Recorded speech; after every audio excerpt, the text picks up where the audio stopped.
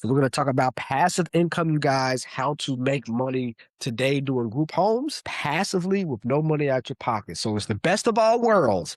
We get to make money, not have to put money out of our pocket to start it. And then the best thing about it is it's all passive. And from a tax standpoint, we'll show you guys how the IRS helps you pay for it all. As long as we have the right structure in place, we're going to talk about that today. So let me share my screen. All right. I'm not going to ask you guys to say it out loud, but we all know that we're a wealth builder. We want to create legacy. We want to transform our finances, and we want our profits to be passive. So that's our mantra. Because if we make money passively, it allows our active income, our W-2 income, to be used to pay basic debt and pay off bills. And I always like to be clear, right? When we have money that we make passively, either money in the stock market, cash flow from a real estate deal, or a rental income, cash flow from like a cargo van or a rental car business that we do, or a box truck or a medical courier, all the things that we walk you through how to do and how to set it up, that's passive income. So the money that you get on a month-to-month basis, passive income wise, that should be the money that's actually used to help your future investments, right? So let's say we talked last month about doing a medical courier. We have clients that make over $200,000 a year, who have 3 medical courier trucks, and they just, their drivers kind of just drive people from doctor's appointments back to the house. That's all they do. Hands off. You don't need a special license. Just hands off medical courier watch. $200,000 a year, right? Just passively having people drive vans. Isn't that a good living? Y'all put a 1 in the chat if you think that's a good living. Making $200,000 a year, having 3 people drive your vans around town, picking up people and taking them to their hospital visits. If that's a good business, right? I'm gonna put a 1 in the chat. I think that's a great business. That's a great business, making $200,000 a year. So we have, and they're still W-2 employees. They still work W-2 jobs, which is great. So the W-2 money, they use that money, their active income, they use that to max out their 401k at their job, because now they don't need the extra money to pay bills. So now they're maxing out their 401k. Now they're paying down their mortgage early. So now when they retire, they can either retire early, or when they do retire, they have less debt, or in their case, no debt at all, because their active income that they was making on a day-by-day basis is taking care of their bills and paying down their debt. So that's active income. But then we have passive income, right? And with our passive income, the passive income is there to literally help fund our investment and ventures. So again, with them making that extra $200,000 a year passively through their medical couriers, that allows them to then say, okay, how am I going to do another real estate deal if I want to do real estate? Well, if I'm getting, after expenses, $10,000, $11,000 a month, where I can buy that rental property, right? I can maybe spend more than what I should on buying that rental property because I know I have this money coming in on a month-to-month basis. And also from a lending standpoint, lenders, individuals who are actually loaning you money, they like to see you having more passive income compared to active income. Because if I'm actively working for a company, as we know, unfortunately, we can get laid off. Something might happen. We can lose that income. But if it's passive in a business that doesn't stop, right? They like to look at that because you're less risky when it comes to paying down that loan if something happens, because that passive income's coming in. So when I have active income I'm working for, like my W-2 job, that should go towards my 401k, and that should go towards paying down debt. My passive income, that's the income that we use to help fund the other businesses and really start other businesses that we want to start, right? Do we understand that before we kind of talk about this passive income we're going to talk about today? Yeah, but we definitely have our active income. That should definitely be spent different than our passive income for sure. For sure. All right, cool. All right, so that's my bio. Again, as you guys know from an introduction standpoint, if you don't know me, I'm a veteran, I'm a disabled Army veteran. I've been married for over 18 years with one beautiful daughter. I was featured in Forbes magazine for some of the business things that we do. I'm the owner and certified financial planner of one of the largest Black-owned investment firms in Florida, Tones Financial. We've brought in over $250 million in assets. So yeah, lucky us when it comes to that. We launched the ETF called Let Bob in 2022. I was the first fully AI-powered Black-owned ETF ever on the stock market, and that launched in 2022. Then we actually took it off the stock market in 2023, because a hedge fund tapped us on the shoulder with an offer that we could not refuse. So that was a great time for us. But we think we might spin it back up because it's 5 years that we had to not to take it off the market and have them proprietary use it. So maybe in 2027 it might be back on. We co-owned Flood Kind Storm Water Company. We actually reduced flooding in Alabama by 2% back in 2024 because we have AI that actually moves waterways underground from one place to another to reduce flooding. I'm a best-selling author as well. Then I'm also mentored by Myron Golden, the GOAT. Okay. But today we want to show you guys about how to get time back. It's all about doing the same thing you're doing now. I use this illustration all the time, but I want us to always remember when we're actively working, and nothing's wrong with having a W-2 job. It's great because having a W-2 job, like I said, you're able to use the active W-2 job to pay down bills, max out your 401k, max out your HSA. You should always max out your HSA account before you max out your 401k as well, right? Do you guys understand what an HSA account is, or do you want me to explain what an HSA account is at your job? Y'all put into the chat if you want me to explain the difference between the HSA and a 401k, because you doing the HSA first at your job is going to allow you to do a lot more things from a tax standpoint compared to a 401k, and a lot quicker too. So y'all let me know in the chat if you want me to talk about the difference between the HSA and the 401k. So, from a standpoint of you working for your money, active income, if I make $100,000 a year, and I know the goal is for us to make more than that, right? But let's just say we make $100,000 a year, working 50 weeks, because the average American takes about, well, the average middle class job, right, able to take about 2 weeks of vacation, if not more. So we have 2 weeks of vacation. That is us making $2,000 a week. And that $2,000 a week, that also gives us the ability for 2 weeks out the year to go on vacation. But also, if we have passive income as a business, we're then able to use that money and have it as a tax deduction. Can be tax deduction on vacation, yes, and we can talk about that as well, right? So you are basically making $100,000 a year, you're spending 1 minute of your life that's gone. That's 83 days, and 83 days over the course of you making $1 million is basically 2.5 years. So how can we get that time back with passive income, right? Because passive income, the money stays in your pocket. You work 0 to 2 hours, it's passive.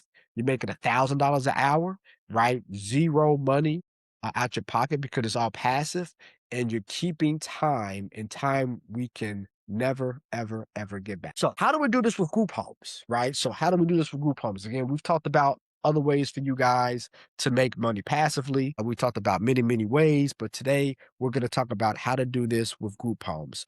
So the question for today is, how can we make money passively? We make money in our sleep, not on our feet, but do it through group homes. How do we actually do that, right? And we're going to show you guys step by step how to do that today with group homes, okay? It's different ways from a real estate standpoint to actually bring in income, right? You can do Section 8, and Section 8 is a great way to get guaranteed money. So that's guaranteed, right? We can do wholesale, where you don't actually own the property, but you have the property and then you kind of give it to somebody else. So you never own it, but you wholesale it. That's the way to make money. Another way is to flip. I never recommend people flipping real estate because you lose an asset. And from a tax standpoint, you do get taxed pretty heavily. So we don't recommend anybody to actually do. Yeah, so the person, my mind, cool. But so we don't want anybody to really do anything from a flipping standpoint because the money is gone. If you had a chance in real estate to have either 3 properties or 2 properties, what would you choose? Would you choose to have either 3 properties or 2 properties? So we all agree we want to have as much properties as possible doing real estate. So then I always pose the question, why sell? Because if I have 3 properties and I sell 1 property, I immediately go from 3 properties to 2. And I don't get the cash flow. So the money on a month-to-month basis stops. And also the appreciation of growth I don't get either. You see, real estate gives us the ability to make money asset-wise, appreciation, but then have large cash flow. You see, stocks are great from appreciation standpoint, but stocks don't give you the cash flow that real estate does. If I buy $100 of stock, I might get, 4 or 5% of a dividend, right? But if I get a property that's worth 100,000, I might make $15,000, $20,000 a year in rental income, right? But if I do a group home, because it's sectioned where it's more rooms in that house, I can get 40, 50, maybe $60,000, 60% return on our money, right? If you guys would like to make a 60% return on your rental property every year being paid, put a 1 in the chat. If you would like to make up to 60% a year with your rental, with your group home, put a 1 in the chat. So you can't do that with selling a house. You can't do that with wholesaling a house. So holding property is always the best way to do real estate. And in my opinion, the biggest bang for your buck, now, might not be the easiest, which we'll talk about, but the biggest bang for your buck is through group homes. We love Section 8 because Section 8 is like a low-hanging fruit, right? You can get you a very inexpensive house, and then the government pays for it. So it's a very cost-effective way for you to make money and really not do anything because the government does. So with group homes, buy a house for $300,000, right? Because with a group home, you need a bigger house. If I do Section 8, hold on. If I do Section 8, that Section 8 property, I can buy the cheapest house I can. And as long as it's livable and it got bedrooms, I'm gonna get paid by the government, right? So if I have a Section 8 property that is 1,500 square foot, that has 3 bedroom and 2 bath, I'm gonna make the same money compared to a Section 8 property with the same 3 bedroom, 2 bath, but is at 3,000 square feet, okay? So a 3,000 square foot house is going to pay me the same amount as a 1,500 square foot house. So if I'm doing Section 8, why buy that 3,000 square foot house? If anything, I should buy 2 1,500 square feet house so I can get double the income, right? So that's with Section 8. But with a group home, we need a bigger space. So we need a bigger space. So we would then, in this scenario, buy about a $300,000, that $300,000 property, it's 2 ways that we can do financing. We can do financing with a DSCR loan, or we can do financing with no money out of our pocket, which is an asset-based loan. DSCR loan is a loan where they do not do any, for the most part, I can't say a blank statement, but typically they don't look at your credit and they do not look at your tax return. Okay? They look at the asset. That's all they do. Look at the asset and look at how much income it can generate. That's it. How much income it can generate. And from there, they give you a loan based on that. So they pay 80% of whatever the loan is plus remodeling costs. Okay. So let's say it's a 300,000 and you're going to do Section 8. You give them a business plan, how you're going to make money, or you do a group home in this instance, and then you're going to make money. Then from there, they say, okay, we're going to give you, let's say, $400,000. But our $400,000 of a loan standpoint, 80% is covered. The other 20% you got to cover. So if it's a total of $400,000 per se, then they'll cover $320,000. And then the other 80% or 80,000 you have to cover out your pocket. So you still have to basically pay, in this case, 20%. Okay. So it's still 20% out your pocket. When it comes to that 20%, we recommend people to do what you call credit card stacking, where they get, credit cards, and those credit cards cover then the actual amount to pay the closing costs. So if you do it that way, then you don't come out your pocket at all for that DSCR loan. So the lending company covers 80%, you cover the 20, but they don't look at your W-2s, don't look at 1099s, and typically they don't look at any credit either, right? They look at how much you're going to make if you rent out this property. Then on the flip side of things, we then have what you call an asset-based loan. In the asset-based loan, they actually cover everything because they base it on the asset after you repair, right? We all know it's houses out there that is the worst looking house on the block. But once we put some paint on it, once we change some things around with the comps in the area, it's going to then be a house that's going to be worth money, right? Have y'all been there when you flipped a house or you bought a house that it was a worse looking house and you put some paint on it, you change some things around, and then the value of the house went up in value? If you guys have ever done that, put a 3 in the chat, either with your primary house or with the rental property. Have you guys ever bought a house that was worth not a lot of money? so low, not a lot of money, but then you did some things around it and then it grew in value. What the lenders are looking for, they want to find that house that with a couple things you do to it, it's going to go up in value. So they base it on the asset price after you repair it, right? So of course, after value repair mortgage, or some call it asset based. I just call it asset based study because all the like APR, AVR, DSCR, like I just call it asset based. They base it on the asset. So the cool thing about that is that not only do they give you financing, no money out your pocket, no money at closing, but they also give you money to repair it as well. So you get the best of both worlds. You're going to give me money to repair it, and I don't got to put any money down, right? Best of both worlds. Now, the bad part about those loans is that those loans do have a higher interest rate. Okay. A DSCR loan, that's going to be basically a standard interest rate, right? An asset-based loan, it will be higher. It will be higher.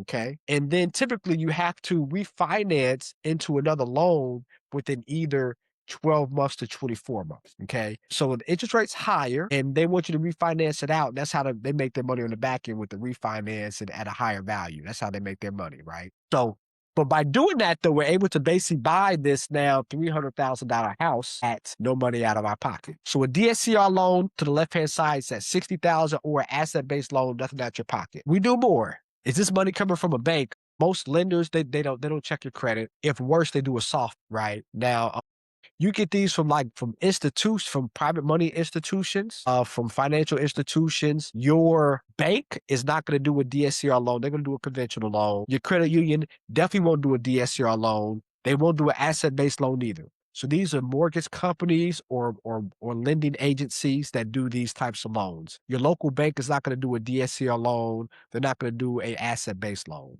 Your credit union won't do that either. So like I said, financial institutions, mortgage companies, hard money loan companies, who just do mortgages, no other banking. These are the ones that do these types of loans for you guys. So with the group home, right, we furnish it, set it up, right? So we got to furnish it. We got to set it up. That's going to cost us, about $15,000. Okay. So that's money out of our pocket. Okay. The license is set it up because a group home, you do have the license. You got to get your license. You got to set things up. It's about $15,000. Right. So if you do a DSCR loan buying a group home, even though it's a $300,000 acquisition, worst case scenario, you're spending $80,000 out your pocket to start. Best case scenario, if you do an asset-based loan, then you're only spending $30,000 out your pocket. So yeah. But this is why most people don't start, because they look at the upfront cost. They look at not how much they're going to make over time, but they look at what they're going to spend upfront.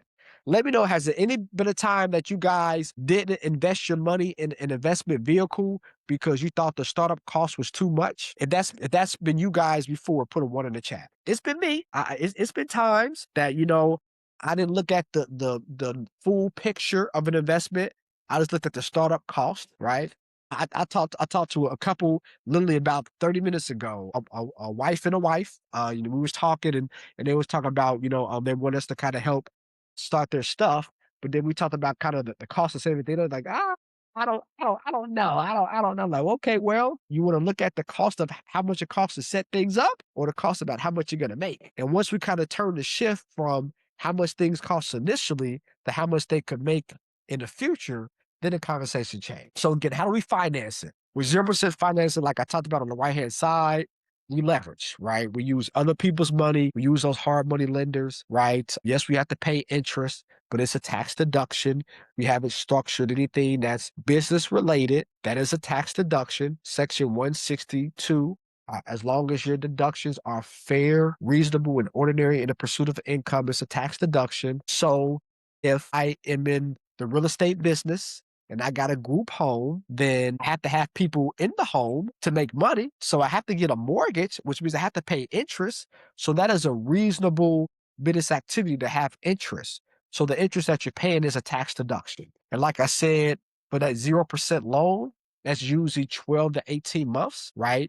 But there's no money out your pocket. And then after 12 to 18 months, we just refinance, do a DSCR loan or a conventional loan if you want to go that route. And then and you stop paying that high interest at that time. Well, higher interest, right? Compared to a conventional loan or DSCR. the group home was discussed, would that be the same criteria as renting rooms? Yeah, so it's two ways that you can do renting rooms. You can do something what you call pad split. So a pad split is where you have rooms where you rent out week by week, right? It's no government intervention. It's no government helping this from a sustainment standpoint. It's no government intervention. It's just all you, right? And so yeah, so they're renting things out weekly. That's like the boarding houses. If it's a construction project somewhere and people kind of bust people in for 2 or 3 months, that's where the pad split helps. We have clients that do pad splits and they love it. Because you can have a house that's 3,000 square feet. Instead of having 3 bedrooms, you knock down a couple walls, put up some walls. Now it's 6 bedrooms, and now you're able to charge, $500, $600 per room per week, right? Great, great, great, great, great business model, right? But the group homes we're going to talk about today, the group homes are good because you have some government intervention, right? You have the government that maybe helps supplement some of the income. The government helps in some instances paying the income, especially like it's a group home you're doing, the government's paying that. So now you have guaranteed income compared to a pad split where if people don't pay, you got to worry about kicking them out. And, now you're acting as a landlord. So you might make more money doing a pad split, but then the reward from a risk standpoint might not be there compared to a group. The group home scenario, 1 home, 6 beds, and watch the money flow. And we all love the money flow. Watch the money flow. A Zelford, with the group home, is that a startup, one-time fee, or percentage of the gross? Yeah, no, startup cost always one time. Yeah, so when I say startup cost Zelford, that's one time. So one-time startup with the license and things of that nature. Now, of course, if you are doing a group home and you're giving better assistance, then of course, there's things you got to do on an annual basis, the ADA stuff you got to do, right? You got to do that on an annual basis. Then that's ongoing fees that you have. Costs are different, for sure. And those ongoing fees, that's the cost of doing business, right? If I got a car and I do Uber, right? Like I gotta pay for gas, it's the cost of doing business, right? So there's a cost of doing business. That's a tax deduction, but it is a cost of doing business though. Right. But yeah, okay, cool. So 1 home, 6 beds, I watch the money grow. So money in. So, and I like to kind of say low numbers, right? And again, the part of the challenge I was with yesterday, Net, she talked about this. I can definitely refer you guys to her. She has an awesome program. We have clients that's in her program, and clients, they making money with these group homes, y'all. They making money. And when I say money, I'm saying like 5 figures a month. I like to underestimate how much you can make, right? One of my clients that use her, they're making $2,100 a month, having eight rooms in a house in a 3,800 square foot house. 21,000 a month, y'all. Right. So we talk about Section 8. You happy to get $21,000 a year. She making $21,000 a month. That's crazy, crazy, crazy. She's in Texas. She has a for veterans assistance, but crazy, crazy money. But yeah, how Net sets everything up, and then of course I can give you her information for Net.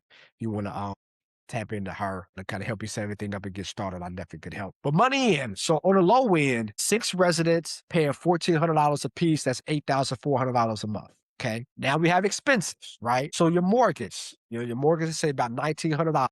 That's fine. Cost of doing business, right? House manager. Because you don't want to manage the group home yourself. You want to have a house manager manage it, right? A house manager do it, right? That's say $1,200 a month. Again, it's passive. So you're paying someone so you don't got to worry about dealing with it. My grandmother, Lord rest her soul, before she passed away, she was in a group home in Arizona, right? So I'm sorry, in Nevada. I didn't know this at the time, but I thought the person who was like running the home was the owner. It was an employee. I didn't know that until like after the fact. I was like, wow, that's a great business model. You pay a person a little bit to run it and you get all the profits, right? Great business model.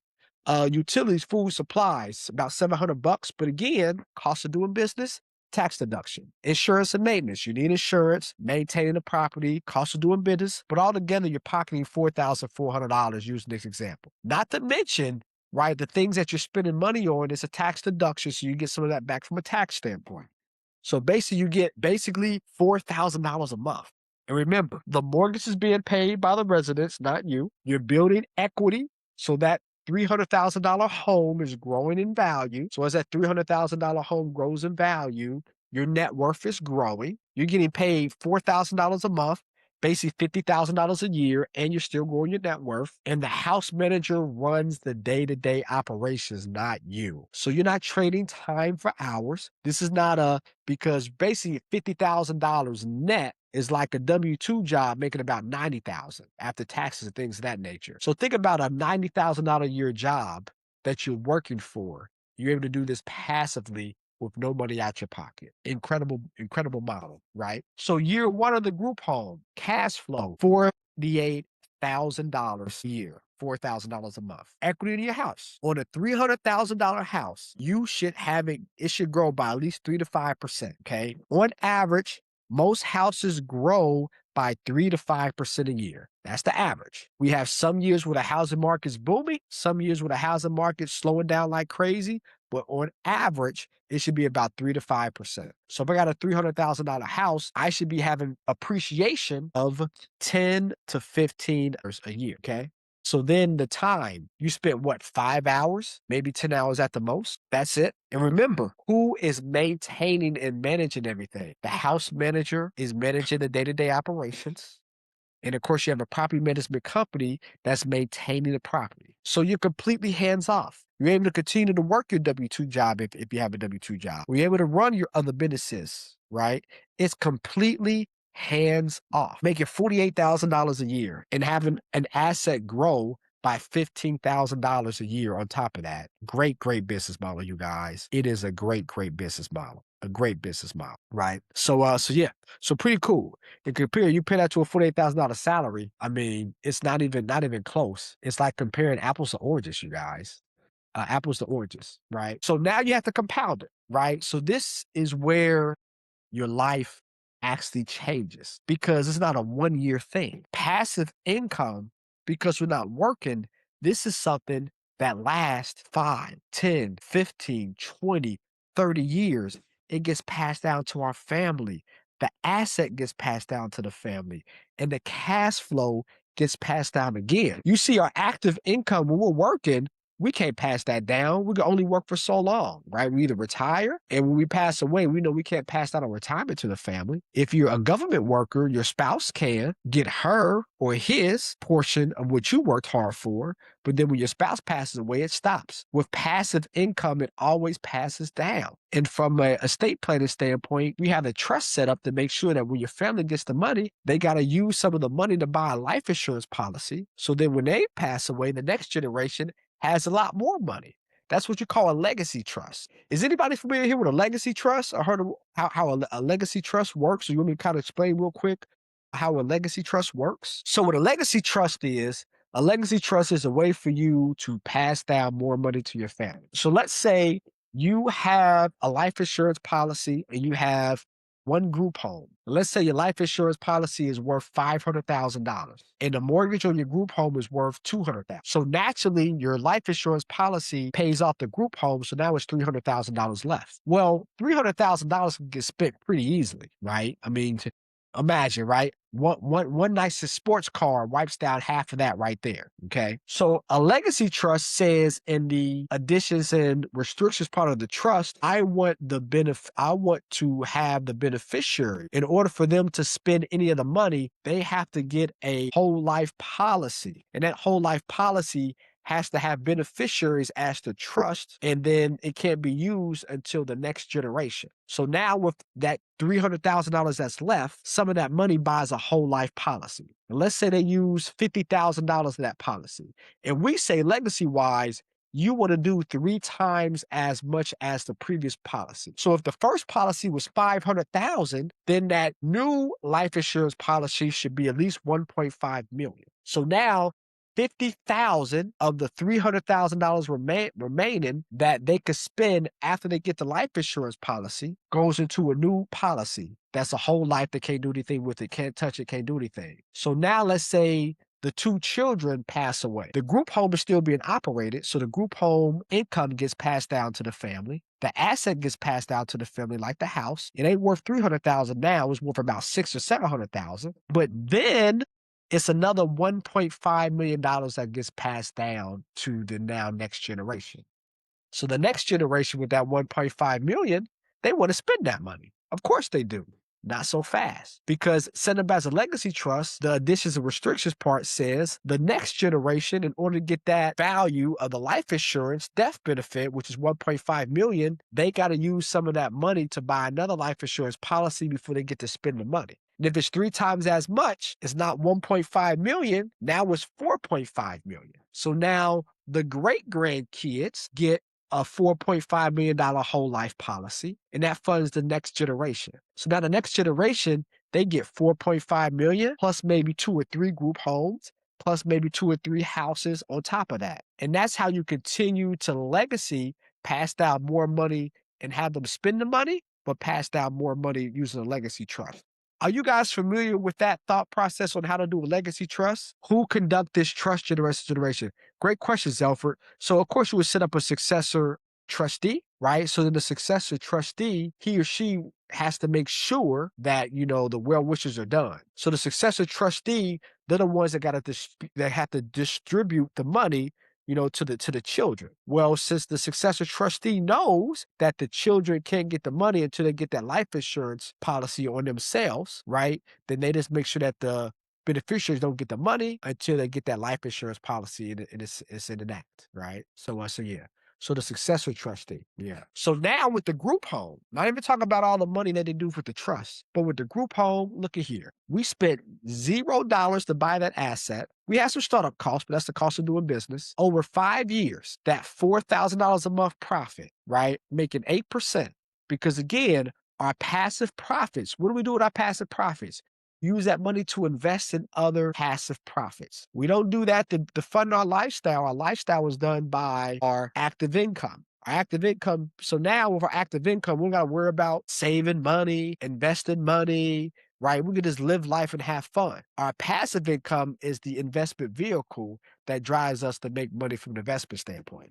So making that $4,000 a month, making 8% a year, I'm being very, very considerate and conservative with 8% a year, by the way, right? But hey, make 8% a year. That means with no growth, you've made $240,000 in 5 years. With 8% compounded interest, that's $282,000. So I start with nothing, and in 5 years, I made $282,000. It can be done with group homes. 10 years. It's not like we're going to sell our group home. If we're making money, it's not like we're going to stop. We might buy more, but let's say we don't. Let's say we're content. And you guys know when you start making money, you're not content. You want more and more and more. You want to help more people. You want more money. You want to pass down more money to the family. It's human nature, and nothing's wrong with that. Nothing's wrong with that, right? Money's not the root of evil. Greed is the root of evil, right? Us being greedy, us being gluttonous, us being envious of other people. That's the sin. Making money's not the sin. And making money, you're being a blessing upon others. Preferably, you're able to tithe more, right? My firm, Tithe Offered Alms Means Stewardship, Tones Financial. You'll be able to tithe more. You'll be able to do more good deeds because you have more money. You're able to give more money to charity. So you making money is not a bad thing. It's actually a good thing, especially if you do the right thing with the money. So in 10 years, remember, no money out of our pocket to start with. We've made $480,000 of not compounding interest. Compounding interest now is $695,000. 15 years, no money out of our pocket. We've stacked $720,000. We've made $1.3 million with compounding interest. You guys let me know how cool your life would be if in 15 years, starting with an investment of nothing out your pocket today, you have $1.3 million. How cool would your life be 15 years from now if you start an investment with a group home with no money out your pocket, and in 15 years you have $1.3 million to show forth, right? It'd be fire. It'd be right, cool. A lot you can do. A lot you can do. A lot more time you have on your hand.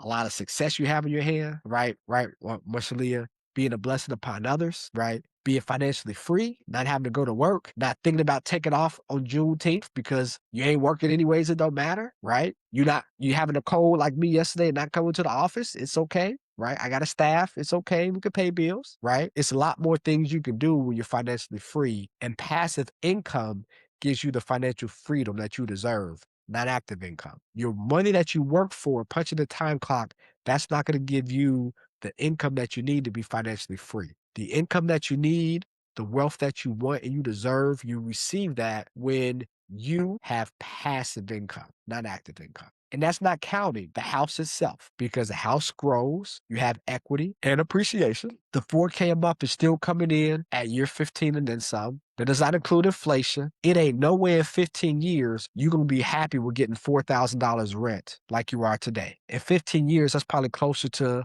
$8,000 to $10,000 because every 13 years things double inflation-wise. So now that 1.3 million is closer to 2.6 million. Bigger numbers, more things you can do financially for you and your family. But what happens if you use some of this money and you leverage the equity and appreciation and you buy another group home or a third group home? Now instead of getting 1.3 million, now it's 3.9 million. And with inflation, because you're raising rents every year because the cost of living goes up. So now it's not 3.9 million. Now it's really 7.5, 8, 9 million. My friends, a lot you can do with group homes if you structure it and get it done properly, right? Life after one group home, trading 40 hours a week for a paycheck. That was your life before. Having one income source, and if that stops, everything stops. That's your life before. Saving pennies, adding up the nickels, that stops when you get that passive income. Someday, being able to retire. Someday. We got a number in our head, but that's just kind of like a someday number. We really don't know. That stops with that one group home because life after a group home, $4,000 a month, we're not done in hours. That's what we receive. An appreciated asset that's paid off for you because as the asset grows,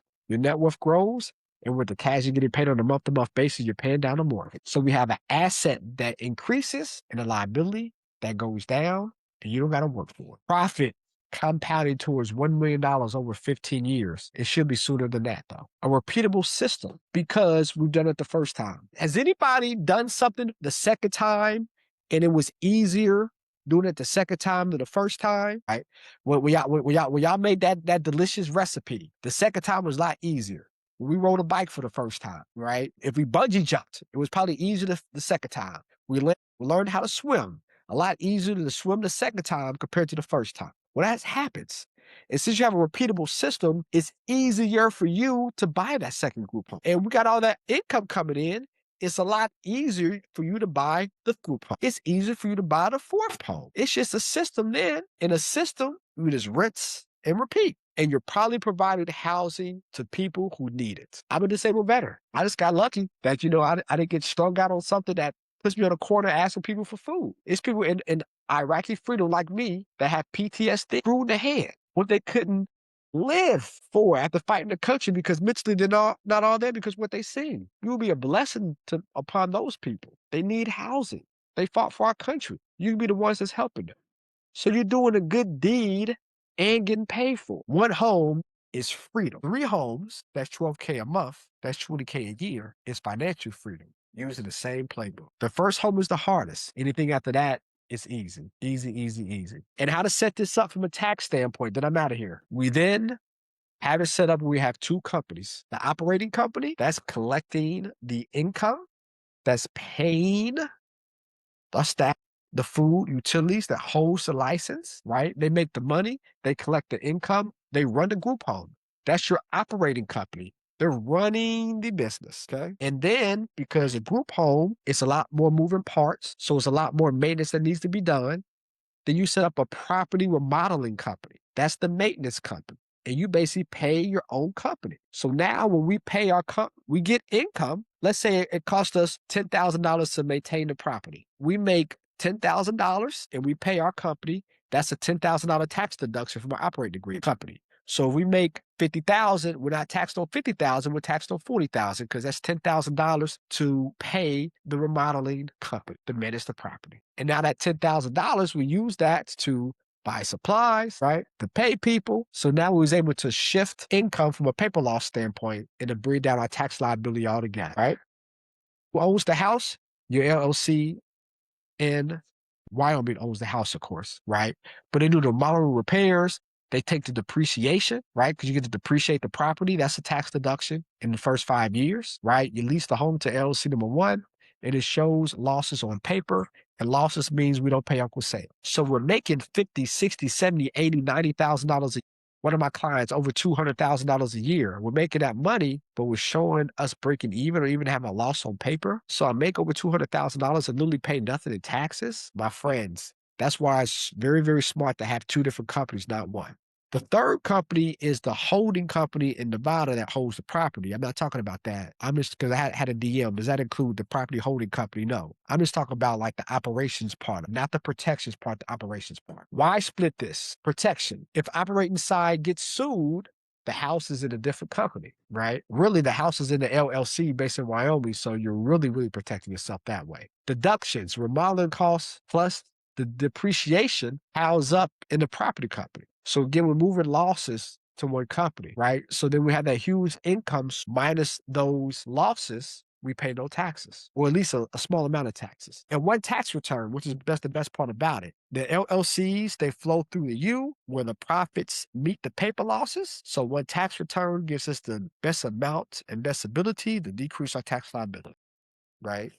The company makes the money, the other company protects it and shelter. Pretty easy, pretty easy. How the money moves between, like I said, we have the residential income if I could talk. We have our staff, we got our LLC, right? We profit $4,000. And then, of course, we move over for the rent. We have the paper losses there, right? So the rent's paid by one, we deduct it from another, we're just moving losses. I know it's a lot. Well, Natalie, we do all this stuff. So we like to kind of show you how it's done, but you don't have to worry about that because people that use us, like we do this for you, right?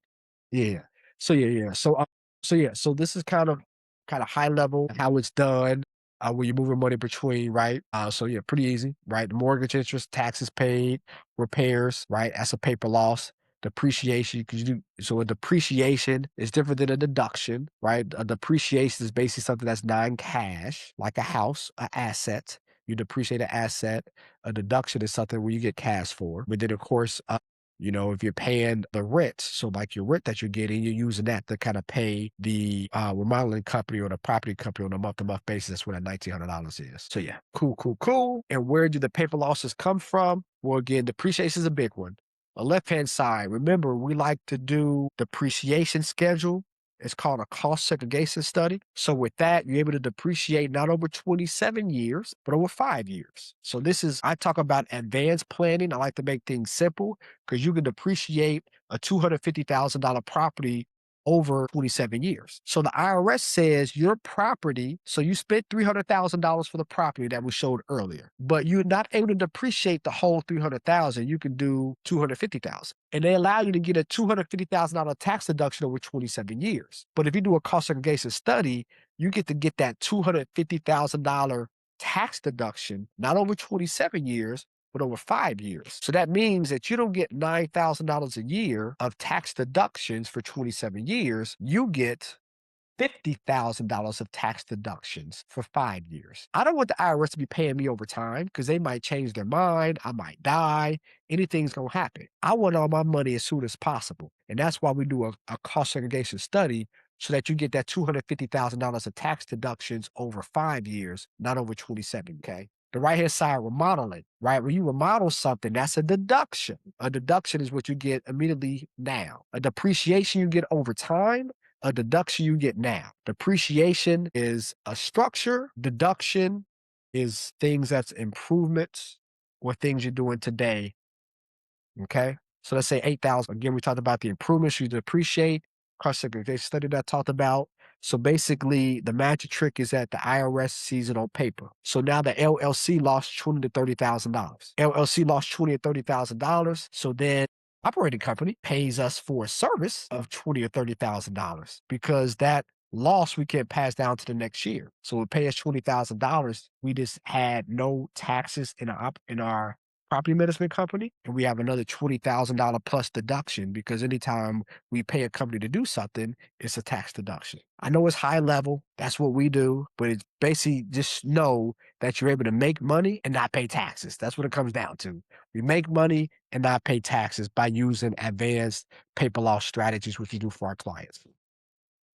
When the losses meet, like I just showed before, $28,000 profit, $28,000, it all flows through your 1040. Now you're not taxed on 48,000, you're only taxed on 20,000. You're taxed on 20,000 once we do the itemized deductions of you personally, that $20,000 tax deduction turns to zero very, very quickly. Who here would like to make $48,000 and pay no taxes? Zell for smoke and mirrors. Yep. IRS is cool with it, right? As long as you have documentation, which we help you do. So I like to be technical to show you what happens, but just Just think about just the theory. I make $48,000. My tax strategy just does things and puts things in place. Well, I end up not paying taxes, right?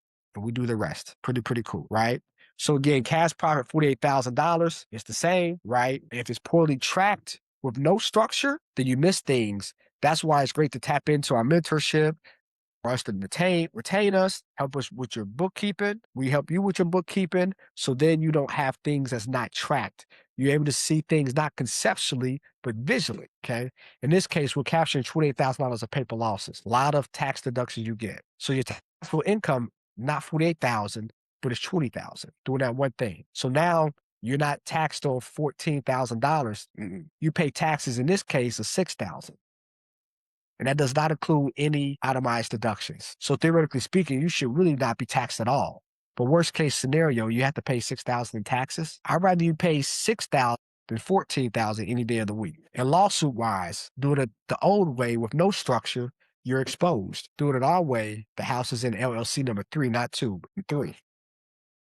Right? So $8,400 a year saved. Compounded, that's $228,000 a year in 15 years just from structure. That tax savings between $14,000 that you would pay with no structure and $6,000 if we just structure it, that's going to save you $8,400 a year. In 15 years, we saved you from paying the IRS $228,000. In 5 years, we saved you from paying $50,000. In 10 years, we saved you from paying $122,000 to the IRS. Friends, that is chess, not checkers. And it's so easy. So easy.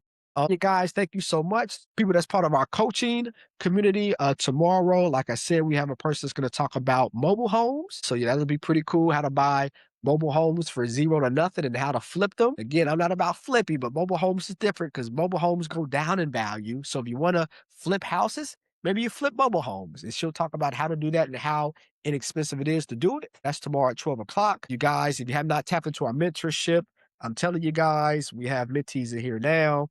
They'll tell you on a first-hand basis. It's nothing like it. How we coach everybody. Like, think about getting this every single day, sometimes twice a day on Thursdays, right? And having access to me, having access to our referrals, like other people on our coaching calls, having access to them via group text where you get to ask them questions and get the answers. It's amazing. And for, I'm not gonna say pennies, but I mean value-wise, $5,000, 8,500, or for accelerated portion, $3,500. I mean, you can't put a price. It's priceless, priceless. So look forward to seeing you guys in our mentorship. You guys can retain us. Thank you. Thank you, Marcelia. I'm happy. Thank you. And I'm happy you trust me. And I'm pretty sure I've hopefully been worth every penny, if not then some. So thank you. I appreciate that. I appreciate that for sure, for sure. And we got to hang out on a yacht together too a few weeks ago, right? That was priceless. That was priceless. We talked about retiring your husband. We're gonna retire your husband, not in those 5 years, not in those 5 years, or we're gonna retire your husband. So now that's priceless right there. Being able to retire your husband so he can spend more time with you and the family. That's priceless. That's worth way more. Facts indeed. Get better. See you tomorrow. I'll see you guys tomorrow as well. You guys be blessed. Peace.